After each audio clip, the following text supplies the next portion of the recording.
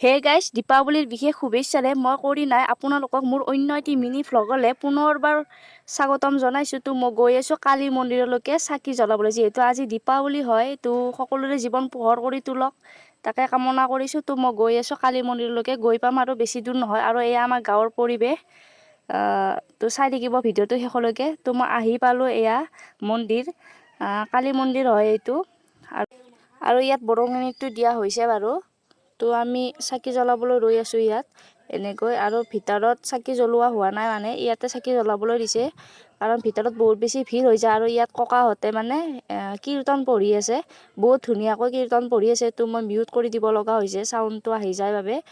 আৰু এয়া মই কালী মাটো দেখাই দিছোঁ, মূৰ্তিটো বহুত ধুনীয়াকৈ সজোৱা হৈছে, ভাল লাগিছে আৰু কিবা। তো মই প্ৰথমবাৰ আহিছোঁ এই নামঘৰলৈকে, আৰু বেছি মানুহ হোৱা নাই, হ'ব লাহে লাহে, ৰাতি বেছিকৈ হয়। আৰু নামঘৰটো একদম হাইৱেৰ ওচৰতে হয়। আৰু শেষত এয়া লাল চাহ আৰু বুন্দিয়া ভুজা। লাল চাহটো মোৰ ফেভাৰেট নহয় বাৰু, মইতো গাখীৰ চাহ বেছিকৈ খাওঁ, তো তথাপিও খাই ল'লোঁ।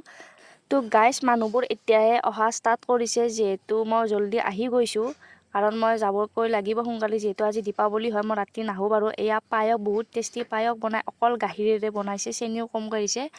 তো আজিলৈ বাই বাই। ভিডিঅ'টো চোৱাৰ বাবে বহুত বহুত ধন্যবাদ। তো শেষত এটা কমেণ্ট কৰিবলৈ নাপাহৰিব। তো বাই বাই।